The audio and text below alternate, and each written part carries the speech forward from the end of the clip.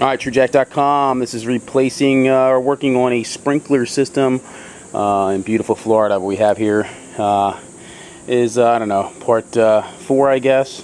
We'll call it part 4. Might be part 3, but what I have here is the back area. If you've seen the other videos along the pool, what I've done is I've actually, yesterday or the previous video, I pulled up this pipe and it was sitting on top of the ground. It actually was never really buried right.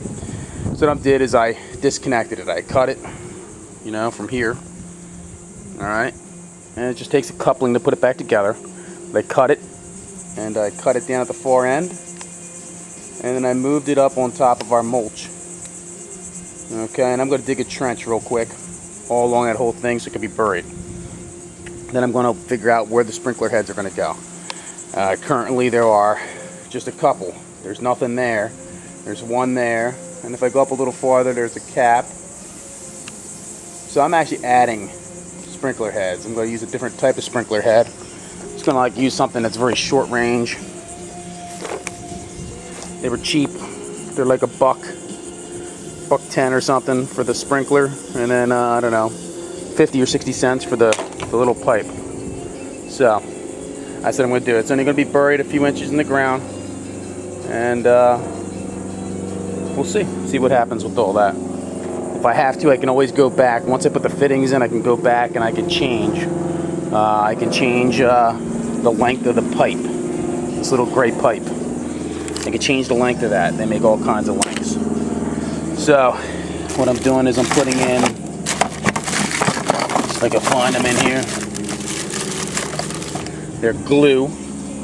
The glue, that's the run through, right? Long ways. If I thread it, fitting, and that thread is taking the silver or gray pipe, and then the fitting's going on top. So I'm going to place them probably every 5 or 6 feet for starters, and then we'll pressurize this pipe. Now I didn't have pressure through this pipe before, so I'm still trying to figure out exactly where the water's coming from, whether or not one of these zoning valve is actually shot.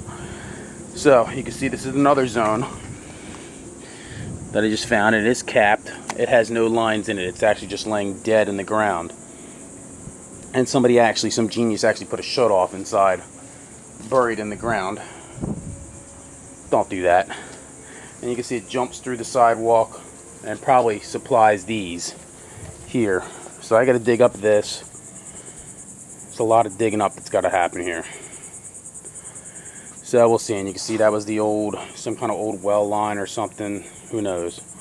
We're going to remove that. And then we're going to see if we can't find a way of getting water to this system. So you can see that the line that's here that actually supplies all around the entire pool, it starts at 3/4 of an inch, and then it actually drops down. So you have this pipe which jumped through the sidewalk that's actually feeding the first set of sprinklers here for this bed.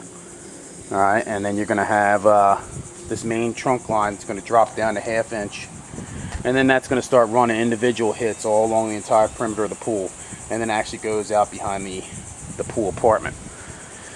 So we'll see how it goes. I'm going to dig this up now. I have an electrical line in here, and all your electrical lines should always be encased inside of this gray conduit. Okay, if it's not, you need to consider doing that, because somebody shovels through the ground and cuts your power. They could hurt themselves, or they could just cause you a lot of headache, where you end up with like a wire stubbing out of the ground and you have no idea if it's hot or if it's what it was going to.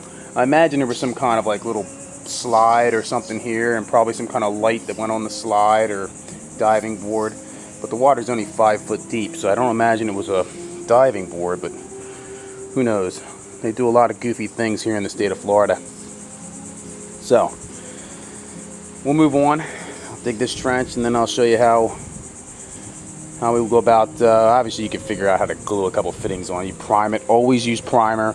Always use glue. Alright, don't try to one-step it. Alright, that's foolish. It takes 10 seconds to hit it with some primer. Even if it's a one-step glue, that's fine, use that, but still prime it. That's just smart. Make sure you don't have any leaks, because all you need is one fitting to blow out, and then you're digging this thing back up.